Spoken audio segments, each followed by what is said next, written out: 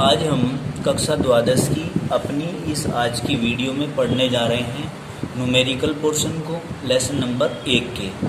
क्योंकि वो कल हमने कराए थे कुछ न्यूमेरिकल, उसके बाद आगे के जो न्यूमेरिकल हैं वो चलते हैं। बोलिए बेटा, क्या है न्यूमेरिकल? क्या है? एक तत्व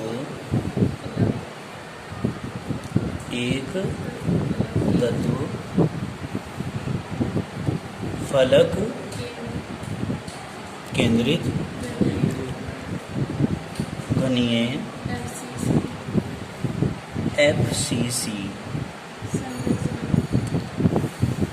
संरचना, क्वेश्चन में ही दे दिया ये FCC संरचना में क्या है, 200 पिकोमीटर कोर के साथ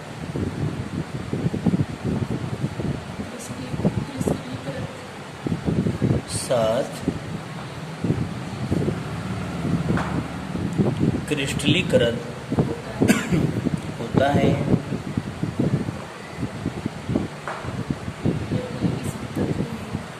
यदि इस तत्व में 300 ग्राम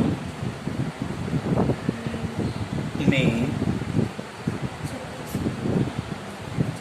36 गुना 10⁻23 परमाणु उपस्थित हों,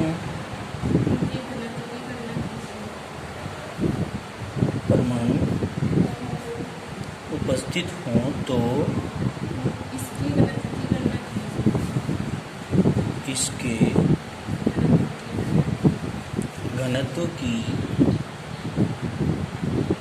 गणना कीजिए। ये है जी हमारा क्वेश्चन, ठीक है। अब हमने इसमें क्या क्या चीज़ें दी गई हैं, क्या क्या चीज़ें नहीं दी गई हैं, उनका सॉल्यूशन करना है, ठीक है। अब देखो, सबसे पहले हम क्या ध्यान करेंगे। देखिए, ये कह रहा है कि घनत्व की गणना कीजिए। तो घनत्व निकालने के लिए ρ बराबर Z गुना m upon A³ into Na होता है एवोगैड्रो नंबर। समझ में आई बात? एवोगैड्रो नंबर बोलते हैं। फिर आप लोग यहीं से ही फाइल उठाएंगे कि FCC प्रकार का है, ये FCC प्रकार का बताया है। तो Z इक्वल टू क्या लिखेंगे हम? 4। FCC में Z की वैल्यू कितनी आती है? 4 आती है, ठीक है। फिर इसके बाद M की वैल्यू कैसे निकालेंगे? M की वैल्यू हमारे पास है नहीं, तो हम क्या कहेंगे? हम यहाँ से कहेंगे कि भाई तत्व के कितने में 300 ग्राम में इतने परमाणु उपस्थित हैं, तो हम कहेंगे 36 गुना 10⁻23 परमाणु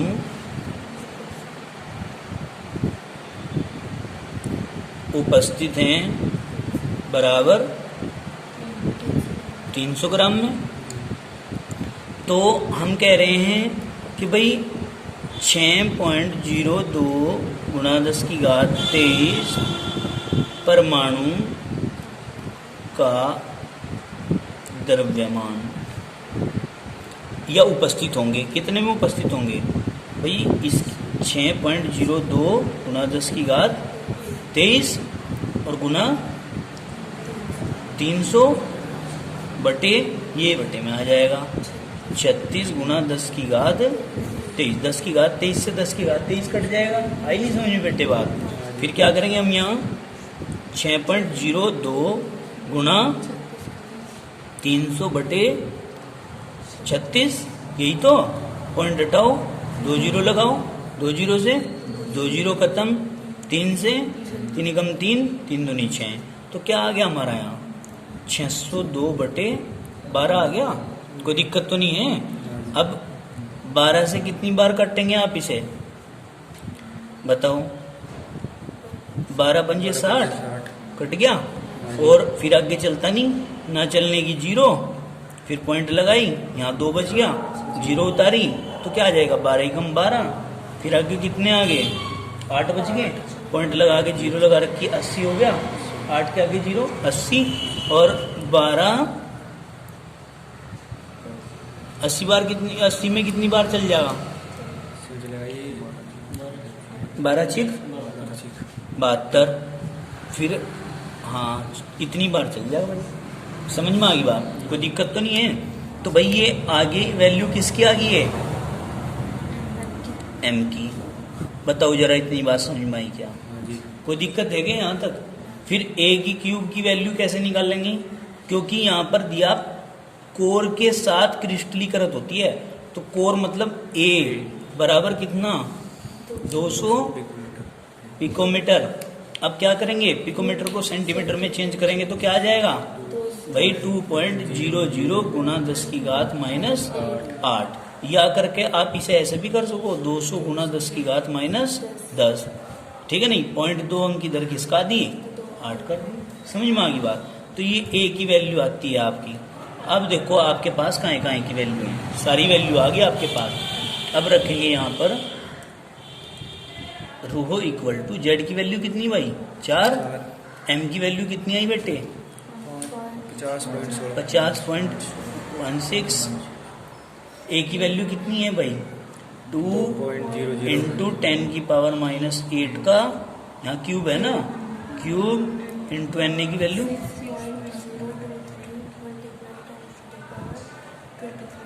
ये वैल्यू कंफर्म है, इसको ही हम बार बार रखते हैं। समझ में आ गई बात। अब तो सॉल्यूशन कर लेंगे या होने का नहीं, कैसे करेंगे 4 गुना 50.16 बटे 2 का 3 बार गुना करेंगे, 2 दूनी 4 दूनी 8 आएगा, 2 दूनी 4 और 4 दूनी 8।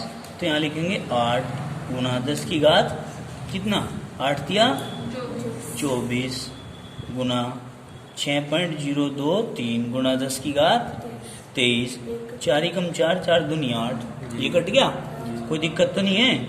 अब क्या आया भाई हमारा, ये 24 है ये 23 है, ये कट गई, तो हमारा आ गया 50.16 बटे 2 गुना, तो मैं इसको ऐसे कर लूँ, यहाँ पे ले जाऊँ 10, ये माइनस का 1 था, ऊपर ले गए प्लस का हो गया, ठीक है भाई। यहाँ क्या बच गया 6.023, क्लियर। यहाँ से पॉइंट हटाई 2 0 लगा दी है, यहाँ से पॉइंट हटाई 1 2 3 1 2 3, 2 0 से 2 0 कैंसिल। अब हमारा क्या बचता है भाई, यहाँ बचता है 50/16 बटे यहाँ गुना 100 और बटे 2 गुना 6023। अब तो इसका सॉल्यूशन तुम कर लोगे, अब तो इसके सॉल्यूशन में कुछ बचा ही नहीं, ये नहीं, सॉल्यूशन सारा हो गया, कुछ भी नहीं रहा अब तो। अब देखिए आपने क्या किया भाई, 2 से इसको डिवाइड करेंगे तो हमारा 2508 आ जाएगा, गुना 100 झुका तू और 6023 झुके तू, ठीक है। अब हम इसको डिवाइडेशन देते हैं, डिवाइडेशन देने के बाद हमारे पास आता है 0.4164037 बहुत है, और गुना 100, तो 100 से गुना करेंगे तो 0.2 अंक की दर खिसक जाएगी, तो क्या आ जाएगा 41.64, इतना आ जाएगा बेटे। क्या आया है आपका रो की वैल्यू है, क्या रो की वैल्यू, रो क्या है घनत्व है, क्लियर होगी बात, कोई दिक्कत तो नहीं है। तो ये न्यूमेरिकल आपका कंप्लीट हो जाता है। नेक्स्ट न्यूमेरिकल बोलो, नेक्स्ट क्या है, उठाओ कॉपी, बताओ। एक तत्व, बोलियो भाई, एक तत्व बीसीसी संरचना में, समझ में आया भाई, सुमित है, आया नहीं समझ में। अब हम नेक्स्ट क्वेश्चन बोलते हैं, क्वेश्चन नंबर जो भी है आपका देख लेना। हम कहेंगे जब तत्व बीसीसी संरचना में 200 पिकोमीटर, कितना बेटे 200 पिकोमीटर कोर लंबाई के 7 क्रिस्टलीकृत होता है।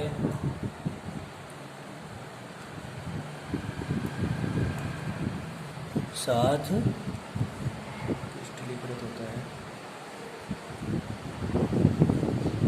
क्रिस्टलीकृत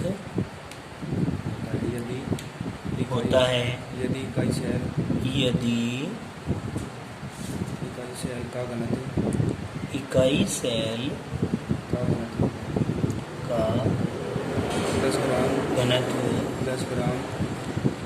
10 ग्राम प्रति सेंटीमीटर की क्यूब हो तो 200 ग्राम में 200 ग्राम में कितने परमाणु होंगे। अब देखो बेटे कितना अच्छा क्वेश्चन दिया है इन्होंने और कितनी अच्छी बात पूछी गई है आप लोगों से कि कितने परमाणु होंगे, यानी कि जेड की वैल्यू निकलवा रहा है यहाँ। कहें कि जेड की वैल्यू, जेड होती है परमाणुओं की संख्या। ठीक है भाई। अब देखो आप एक तत्व, ये तो सबसे पहले यही पूछ रहा कि बीसीसी संरचना है, ठीक है नहीं। अब बीसीसी संरचना है ये, ठीक है नहीं। फिर हम क्या कहेंगे, सुन लो ध्यान से। तो जेड इक्वल टू कितना आ गया, 2 नहीं आ गया। फिर जेड की वैल्यू कहाँ से पूछ रहा। अब देखो, हाँ इसने कहा 200 पिकोमीटर कोर, कितनी 200 पिकोमीटर, यानी कि ए इक्वल टू 200 पिकोमीटर। क्या करेंगे पिछली बार की तरह, हम क्या करेंगे इसको भैया, तो 200 गुना 10 की घात -10 या पॉइंट इधर खिसकाएंगे तो 2.00 इंटू 10 की पावर -8 सेंटीमीटर। इतनी बातें बताओ, यही समझ में आ रही हैं? यही तो समझने की बातें हैं, और तो गुना भाग है कोई भी कर सके भाई। जिसकी कैलकुलेशन फास्ट वो उतनी तेजी से कर लेगा। अब देखिए यहाँ हमारी तो है नहीं खैर इतनी फास्ट, ठीक है नहीं। ये तो और भी लंबाई आ गई भाई, है नहीं। अब आगे देखो हम क्या कहेंगे, यदि इकाई सेल का घनत्व मतलब रोह बराबर कितना दे दिया, 10 ग्राम प्रति सेंटीमीटर की क्यूब। ठीक है भाई, कोई दिक्कत तो नहीं है। तो इसने कहा 200 ग्राम में कितने परमाणु होंगे, हैं? हाँ वही तो बात है, कितने परमाणु होंगे ये पूछा। 200 ग्राम में कितने परमाणु होंगे, 200 ग्राम में पूछ रहा है परमाणुओं की संख्या, ठीक है नहीं। अब देखो कैसे हम इसको करते हैं सॉल्यूशन, पहले मैं तुम्हें समझाता हूँ। देखिए सारी वैल्यू आप लोगों को दी हुई है। अब आप वैल्यू यहाँ पुट करेंगे। फॉर्मूला हमारा होता है रो बराबर जेड कैपिटल M अपॉन ए की क्यूब इंटू बताओ एन ए। तो देखो ये 200 ग्राम में कितने परमाणु हैं, 200 ग्राम में कितने परमाणु निकालने हैं हमें। कभी तो मैं M का मान रख बैठे हैं। ये 200 ग्राम बच्चे इस क्वेश्चन में यही गड़बड़ करते हैं कि 200 ग्राम में समझ के M की वैल्यू रख देते हैं, जबकि हमें इसमें निकालने हैं कितने परमाणु होंगे, ठीक है ना। अब देखो कभी कभी बच्चे इसमें ये भी गड़बड़ खा जाते हैं कि कितने परमाणु होंगे, परमाणुओं की संख्या को हम जो है जेड से व्यक्त करते हैं, तो जेड निकालने के लिए कह देंगे, ठीक है ना। तो थोड़ा सा इसको समझना है और सीक्वेंशियल तरीके से लेके चलना है। क्वेश्चन का भाव समझना है। केमिस्ट्री में फिजिक्स की तरह नहीं आते न्यूमेरिकल, इसके न्यूमेरिकल बहुत अलग तरीके के हों जो कि घुमा के रख देते हैं। समझने की बात है इनमें सारी, ठीक है। अब देखो यहाँ M की वैल्यू निकाल लो पहले तो क्या करेंगे, M बराबर भैया इसके साथ गुना में, यानी कि रो गुना ए की क्यूब गुना Na अपॉन क्या भाई जेड। रो की वैल्यू कितनी आई थी भाई, यहाँ पे रखते हैं। रो की वैल्यू कितनी आई थी 10 गुना ए की वैल्यू कितनी आई 2 गुना 10 की घात -8 की क्यूब गुना Na की वैल्यू 6.023 गुना 10 की घात 23, यही तो है। और बटे जेड की वैल्यू कितनी है बता दो, 2। कुछ बोल भी देख लो भाई। तो देखो 2 से 5 बार में से काट दो, खत्म हो गया मान। तो बस ये निकाल लो सीधे सीधे, यानी कि 5 गुना 2 की क्यूब कितनी हो जाएगी 8 गुना 10 की घात -8 दिया 24 गुना 6.023 गुना 10 की घात 23। 24 से ये काट दो, ठीक है। एक रहेगी यहाँ माइनस की, वो भी। तो हम क्या करेंगे, सुनियो बात ध्यान से। 5 गुना क्या भाई 8, यहाँ 10 की घात माइनस की 1 है, हाँ जी। बटे में 10 कर दूँ, कोई दिक्कत तो नहीं है भाई, माइनस की नीचे ले गए, गुना 6.023, बस और तो कुछ नहीं। और 5 दूनी और 2 चौक 8 और 4 तिया 12 का 2 का हासिल लगा 1, 4 दूनी 8 और 1 9, 4 0 0.46 24। तो ये वैल्यू आपकी m की निकल जाती है, कहाँ की निकल जाती है, m की वैल्यू निकल जाती है ये, ठीक है। अब हमने क्या करना है, हम ये कहेंगे कि जो बात है कहने की वो ये है कि 24.092 ग्राम m का मान आया ना ये, तो ये ग्राम में है, ग्राम में उपस्थित परमाणु की संख्या बराबर कितने होंगे, 6.02 गुना 10 की घात 23 परमाणु। समझ गए, जरा स्क्रीन पर ध्यान रखो करो लगी थोड़ा, ठीक है। फिर हम क्या कहेंगे, इतने परमाणु इतने ग्राम में उपस्थित होते हैं। तो वहां पूछो क्वेश्चन में क्या कहा था, देखो क्वेश्चन में हमसे कहा था कि 200 ग्राम में कितने परमाणु होंगे, तो हम यहाँ क्या लिखेंगे भाई, यहाँ लिखेंगे अतः, समझ में आ रहा बेटे, 200 ग्राम में उपस्थित परमाणु की संख्या बराबर, ये बटे में आ जाएगा, ये इसके साथ परज गुणा, जैसे परज गुणा तो पता है आपको, ये इधर ये इधर, ठीक है। तो 200 इसके साथ जाएगा गुणा में, यानी कि 200 गुणा 6.02 गुणा 10 की घात 23 बटे 24.092, ठीक है। नहीं, इसका सॉल्यूशन ले लो, इसका सॉल्यूशन कैसे लोगे आप लोग बताओ, सीधा सा तरीका वही है, बस पॉइंट पॉइंट हटा लो पहले सारे, यानी कि ये तो 200 हो जाएगा गुना, यहाँ से पॉइंट हटा दो, क्या 602 आ जाएगा, नीचे क्या आ जाएगा 2 जीरो, क्योंकि पॉइंट 2 अंकों के बाद थी, गुना 10 की घात 23, ये जो होगा तो गुना, यहाँ क्या कर दूँ, यहाँ 1 2 3 अंकों के बाद है, एक के आगे 3 जीरो लगा दी, ये आ जाएगा 24.092। समझ में आ गई बात, कोई दिक्कत तो नहीं है। अब 2 जीरो से 2 जीरो कैंसिल, ठीक है, 2 से इसको कैंसिल करो, 2 कम 2 2 दूनी 4, जीरो की जीरो ना चल रही है, 2 चौक 8 और 2 छिक 12। समझ में आ गई बात, कोई दिक्कत तो नहीं है। फिर इसे 2 से काट के देख लो एक बार और भाई, 2 तिया 6, 2 कम 2, इससे काटो 2 से, 2 चौक 2 छिक 12, ठीक है, 2 छिक 12 जीरो, 2 दूनी 4, 2 तिया 6, ये आ गया आपका, क्या आ गया 301 गुना 10 की घात 23 गुना 1000 है भाई, 1000 बटे 6023। क्लियर। अब मैं क्या करूं बताओ, अब क्या करूं, अब बस इनकी गुना कर लो इसमें पूरी भाई, ये समझ लो यहाँ 4 अंक हैं, यहाँ 3 अंक हैं, 2 जीरो और बढ़ा दो, इसमें 3 है, 3 जीरो 1 2 जीरो, 2 जीरो तो आपने इसे दे दी, बची कितनी 1 जीरो, इसको 10 की घात 24 कर दो और बटे यहाँ 6 जीरो 2 3 कर दो, करियो डिवाइडेशन, डिवाइडेशन देंगे तो क्या आता है, डिवाइडेशन करके क्या आता है हमारा, डिवाइडेशन करने के बाद आता है, बताओ आर्यन 4.99, हाँ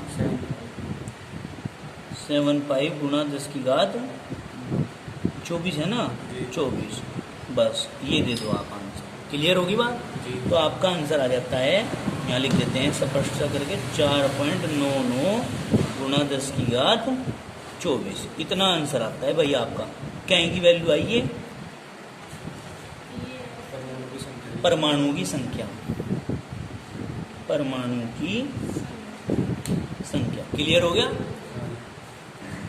देखिए अब कक्षा द्वादश के सभी भैया बहन ध्यानपूर्वक देखेंगे कि आप नया टॉपिक पढ़ने जा रहे हैं। नया टॉपिक क्या है कि क्रिस्टल में अवयवी कणों का मान।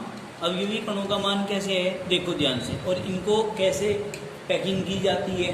अवयवी कण कौन होते हैं, अवयवी कण कौन होते हैं भाई, कौन होते हैं, परमाणु, अणु या आयन। क्या होते हैं, परमाणु, अणु या आयन। समझ में आई बात, यही हो अवयवी कण, इससे अलग कुछ नहीं होता, ठीक है। अब देखिए, जब अवयवी कण, अब अवयवी कण के अंदर परमाणु, अणु या आयन गोलों को उपलब्ध निश्चित स्थान में इस प्रकार से व्यवस्थित किया जाता है कि ये कण एक दूसरे को स्पर्श करते हुए अधिकतम संख्या में आ सकें, एक दूसरे को टच करते हुए ज्यादा संख्या में आ सकें। समझ में आई बात, जिससे कि क्रिस्टल को अधिक घनत्व प्राप्त हो जाए। अब ये बातें समझना, अधिक घनत्व प्राप्त हो जाए तब इनके संकुलन को निविड़ या संवृत संकुलन कहते हैं।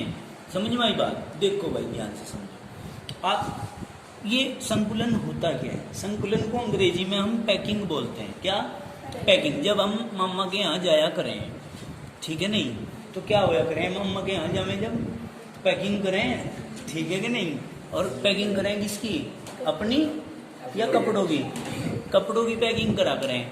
तो अब क्या है, बहुत से तो क्या करें, मम्मा के जाने के हमारे में कपड़े तार पे से ठूंस बैग के अंदर, तो क्या होगा, कम कपड़े आएंगे बैग में, ठीक है नहीं, क्योंकि उन बच्चों को कहते हैं बदतमीज, जोन से जो कि तू कपड़े घुसेड़ रहे उसके अंदर। समझ में आई बात। और एक बच्चा ऐसा है आर्यन का बागी, ठीक है, क्या करेगा, कपड़े उतारेगा, प्रेस करेगा, ठीक है ना, तह में लगाएगा। तह में लगाना मतलब एक दूसरे को स्पर्श करते हुए, एक स्पर्श एक स्पर्श, एक के ऊपर एक, एक के ऊपर एक, है ना, तह लगाएगा, तह लगाएगा, पैकिंग करेगा और फिर उनको बिल्कुल सीक्वेंस में बैग के अंदर रखेगा। तो क्या होगा, कपड़े ज्यादा संख्या में आएंगे, पैकिंग करके जब लगाएंगे तो ज्यादा संख्या में आएंगे, तो उनका द्रव्यमान भी ज्यादा होगा, और द्रव्यमान ज्यादा होगा तो उनका घनत्व भी ज्यादा होगा। तो इस तरीके से परमाणुओं को लगाना है, बस इस कहानी को परमाणुओं के रूप में ले लो आप, कपड़ों को परमाणु मान लो, तो क्या कहेंगे कि पैकिंग लगानी है, सतह एक दूसरे को स्पर्श करनी होनी चाहिए, ज्यादा संख्या में आने चाहिए एक निश्चित पर्टिकुलर एरिया में, समझ गए। और फिर जब उनकी संख्या ज्यादा होगी तो उनका द्रव्यमान भी ज्यादा होगा, द्रव्यमान ज्यादा होगा तो उनका घनत्व भी ज्यादा होगा। इस प्रकार की जो व्यवस्था है, प्रोसीजर है, इसको कहते हैं संकुलन। क्या कहते हैं, संकुलन। आई नहीं समझ में बात, समझ में नहीं आई बात। अब देखो जैनपुर वाले बच्चों को समझ में, जैनपुर के हो बेटे आप, हाँ समझ में आया। अच्छा अब आगे देखो भाई, संकुलन के प्रकार। ये रिमझिम पता नहीं कहाँ रह जा, पता कुछ नहीं इसका बेचारी का, दोनों है ये रिमझिम है, रेनू है, दोनों इनका पता नहीं, फोन फान भी नहीं आ रहा आजकल इसका आधार कार्ड में नाम क्या गलत, वो नंबर क्या गलत हो गया रिमझिम का, बस सुध बुध खो दी इसने उस दिन से ही अपनी। देखो रोक रास्ता बिचा रखा है, कहीं मेरा नंबर छोड़ दिया तुमने आधार कार्ड में, मगर अच्छा ये भी काम मेरा ही है। फिर पापा जी को कह जी पापा जी ने करवाया, मगर अच्छा चल ठीक है। देखो भाई टीम जी में कैसे मेहनती है बहुत। देखो संकुलन के प्रकार, संकुलन के प्रकार में हम क्या कह सकते हैं, संकुलन की सीक्वेंस क्या। अब यानी कि पैकिंग कितने प्रकार की हो, बात ये आ गई पैकिंग कितने प्रकार की हो, सबकी पैकिंग करने का तरीका अलग है, सबके प्रेस करने का तरीका अलग है कपड़ों पे, है कि नहीं। देखो एक विमा में निविड़ संकुलन पढ़ोगे बेटे, पहले क्या पढ़ेंगे भाई, एक विमा में निविड़ संकुलन। विमा होती है दिशा, डायरेक्शन। आप कहेंगे close, CLOSE, close packing in one dimension, close packing in one dimension. और डायमेंशन क्या होती है, डायरेक्शन से बना है ये शब्द, तो close packing in one direction कह लो सही मामले में तो, ठीक है ना। आप देखो इस संकुलन में गोले को एक पंक्ति में सीधे एक के साथ एक, एक के साथ एक, एक के साथ एक स्पर्श करते हुए रखा जाता है। क्या करके रखा जाता है, स्पर्श करके रखा जाता है। समझ में आ गई बात भाई, कोई दिक्कत तो नहीं है। तो हमने क्या कहा, इस प्रकार के संकुलन में प्रत्येक गोला आने वाले आसपास के दो गोलों के बिल्कुल संपर्क में आ जाता है। समझ में आई बात, क्या आ जाता है, एक गोला बताओ। दो से एकदम संपर्क में आ जाता संपर्क में आ जाता है एक दूसरे के। ठीक है, तो इस प्रकार के संकुलन को हम क्या कहते हैं? एक विमा में निविड़ संकुलन कहते हैं। और इस प्रकार से जब एक गोला अपने आसपास के दो गोलों के संपर्क में आ जाता है, ठीक है नहीं, तो उसकी उपसह संयोजन संख्या भी 2 होती है। देखो चित्र में दिखाई दे रहा है क्या? चित्र में एक लाइन में गोले लगे हुए दिखाई दे रहे होंगे आपको, दिखाई दे रहे हैं। हाँ जी। तो फिर क्या हो रहा है बताओ, क्या हो रहा? ऐसा क्यों? तो ये एक दूसरे के संपर्क में आ रहे, तो ये इस वाले गोले को जिसको चिन्हित कर रखा है, ये गोला इन दो गोलों के संपर्क में आ रहा है, डायरेक्टली टच कर रहा है इन्हें। क्या कर रहा है? टच कर रहा है डायरेक्टली। तो जब ये इन्हें टच कर रहा है दोनों को, तो इसकी उपसह संयोजन संख्या कितनी होगी? इसकी उपसह संयोजन संख्या कितनी होगी भाई? 2 होगी। क्यों होगी 2? क्योंकि त्रिज्या को एक हाँ, क्योंकि एक गोला जब दो गोलों को डायरेक्टली टच करेगा तो उनकी उपसह संयोजन संख्या उतनी होगी जितनों को टच करेगा। देखिए, अब आपको एक प्रैक्टिकल दिख रहा है यहाँ, दिख रहा है क्या है? गोले दिखाई दे रहे हैं? हाँ जी। दिखाई नहीं दे रहे? लो अब दिखाई देंगे, अब दिखाई दे रहे। हाँ जी। देखो यहाँ इसमें तो आपको दिख रहा होगा कि एक नीला गोला दो लाल गोलों के संपर्क में आ रहा है। एक नीला गोला दो लाल गोलों के क्या आ रहा है? संपर्क में आ रहा है, और एक ही दिशा में है ये। तो एक नीला गोला लाल गोलों को डायरेक्टली टच कर रहा है। कितने लाल गोलों को टच कर रहा है? 2 को। तो इसलिए उपसह संयोजन कितनी होगी संख्या इसकी नीले वाले की? 2 होगी। ठीक है, और लाल वाला? लाल वाला भी तो अपने निकटतम 2 ही गोलों को टच कर रहा है, इसलिए उसकी भी उपसह संयोजन संख्या कितनी होगी? 2 होगी। Practical clear. आगे चलो, समझ गए? कोई दिक्कत तो नहीं है? समझ में नहीं आई भाई? भाई समझाने के लिए कुछ ना कुछ करना पड़े, है नहीं? कोई दिक्कत तो नहीं है? हाँ। अब आप देखो, जादूगर होता है गांव में आवे, वो क्या करने के लिए? क्या हो गया? चलते रहने दो। अब देखो हम क्या कह रहे हैं, हम ये कह रहे हैं गांव में क्या आता है, खेल दिखाने वाला आ गए हैं, वो क्या कहे, वो बेचारे को उसे सब लोगों को समझाने के लिए उसे सिर नीचे पैर ऊपर करने पड़ जाए, पता नहीं क्या करना पड़ जाए समझाने के लिए दूसरे को। समझ में आई बात? तो ये तो कला है एक दूसरे को समझाने की। तो बेटे एक विमा में निविड़ संकुलन तो समझ में आ गया। अब हम पढ़ेंगे, सुमित भाई समझ में नहीं आ रहा आपकी? आई नहीं है बात समझ में? आई खुल के बताओ, आई समझ में? यही बात, एक विमा में निविड़ संकुलन। इसके बाद हम स्टार्ट करते हैं वर्गाकार निविड़ संकुलन। वर्गाकार निविड़ संकुलन स्टार्ट करते हैं। ये द्विविमा में निविड़ संकुलन का पहला भाग है। द्विविमा में निविड़ संकुलन मतलब close packing in 2 dimension. 2 dimension मतलब 2 दिशाओं में। 2 दिशाओं में क्लोज पैकिंग आप पढ़ रहे हैं। इसमें कहेंगे इस गोले की पंक्ति से प्रकार के क्रिस्टल प्राप्त हो सकते हैं। कितने प्रकार के? निम्न प्रकार के। निम्न छोड़ दिया यहाँ, निम्न प्रकार के क्रिस्टल प्राप्त हो सकते हैं। तो आप पढ़ेंगे वर्गाकार निविड़ संकुलन। हम क्या कहेंगे? इनमें गोलों की दूसरी पंक्ति को पहली पंक्ति के संपर्क में ऐसे रखा जाता है कि दूसरी पंक्ति के गोले पहली पंक्ति के ठीक ऊपर आए। क्या आए? ठीक ऊपर आए। समझ में आई बात? तथा पंक्ति के गोले अक्षैतिज व ऊर्ध्वाधर रूप में संरेखित हों, मतलब समान रेखा में हों। इस तरह चलेंगे तो भी समान रेखा में, और ऊपर से नीचे की ओर चलेंगे ऊर्ध्वाधर तो भी समान रेखा में होने चाहिए। ठीक है भाई? अब आगे देखो, इस प्रकार की व्यवस्था में प्रत्येक गोला 4 निकटवर्ती गोलों के संपर्क में आता है। कितनों के? 4 निकटवर्ती गोलों के संपर्क में आता है। 4 निकटवर्ती गोलों के केंद्रों को मिलाने से एक वर्ग बन जाता है। अतः यह संरचना वर्गाकार जालक कहलाती है। इसके कारण इसकी संयोजकता 4 होती है।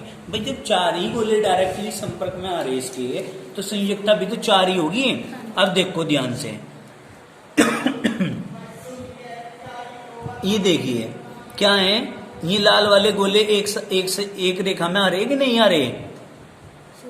ए भाई देखो, ये लाल वाली सीरीज जो है, ये लाल, ये और ये वाला, ये एक रेखा में है।